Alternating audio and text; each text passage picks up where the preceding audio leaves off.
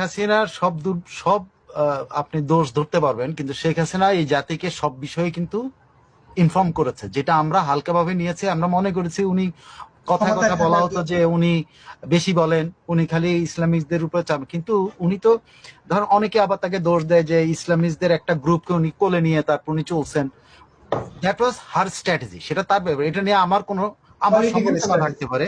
কিন্তু উনি তো ইসলামিস্টদের এই রাইজে যেটা এখন দেখা যাচ্ছে এইটাকে তো উনি কন্টেইন করেছিলেন রে ভাই। এবং উনি কথাটা বলেছেন তো যে এখন যুক্তরাষ্ট্র কি ইয়াতে সিরিয়াতে আরেকটা ইসলামিস্ট গ্রুপকে ব্যবহার করতেছে না ইয়াকে আইএস কে দমানোর জন্য। তো এখন শেখ হাসিনাও একই রকম পলিসি নিয়েছে। এখন আমি দোষ ধরতে পারি, দোষ অনেক কিছু, যে দায়িত্বে থাকে তার অনেক দোষ থাকে, কারণ সে দায়িত্ব পালন করছে, আমি তো দায়িত্ব পালন করছি না, আমি তো তার কর্মকাণ্ড দেখে শুধু সমালোচনা করি। শেখ হাসিনা আমাদেরকে সব বলেছেন, শেখ হাসিনা সমস্ত ইনফরমেশন দিয়েছেন, কিন্তু আমরা এগুলো সব হালকা চোখে দেখেছি। আমরা ওনার দোষ খোঁজার চেষ্টা করেছি, আমরা ওনার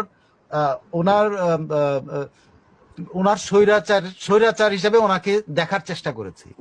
উনি যে কতগুলি জিনিস যে বেসিক সত্য কথা বলে দিয়ে গেছে এই জাতির কাছে, এবং এই পরিণতি যে হবে এই জাতি যদি এরকম পরিস্থিতিতে এরকম নিয়ন্ত্রণ করা না হয়, সেটা তো শেখ হাসিনা নিজেই প্রমাণ করেছে। এখন অনেকে বলে উনি তো খেলাফতের সাথে আতাত করেছেন। আরে আতাত করেই তো তাদেরকে কন্টেইন করেছিলেন, আতাত করে তো কন্টেইন করেছে এই মামুনুল হক, যে আজকে নিজেই ধর্ষণ কেসের আসামি, ঠিক আছে, সে আরেকটা বাড়িতে যায়, সে সহানুভূতি দেখাতে যায়।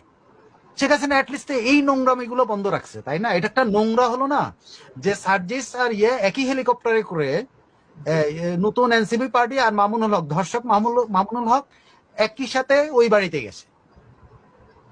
আপনি কল্পনা করতে পারেন যে এই মামুনুল হকের এই চেহারা আমাদের দেখতে হবে আরেকটা হাসিনা। এখন সবাই এটাকে বলবে যে আসলে তো উনি আগে বলছেন, আসলেই উনি সব বলেছেন, কিন্তু ওই যে আমরা এই জিনিসগুলো ধরেই নিয়েছি উনি ক্ষমতায় থাকার জন্য এগুলো করছেন। হয়তো উনি ক্ষমতায় থাকার জন্যই বলেছেন, কিন্তু সত্যি কথাগুলি বলেছেন উনি বলেন নাই তা না, কিন্তু উনি যা যা বলেছেন এখন সবকিছুই কিন্তু প্রকাশিত হচ্ছে। এখন কিন্তু এই সাধারণ মানুষ বলতেছে, আমি আপনি এখন বিদ্যা চর্চা করে কোনো লাভ নেই। সাধারণ মানুষ বলতেছে শেখ হাসিনা তো আমাদেরকে সব বলে গেছে।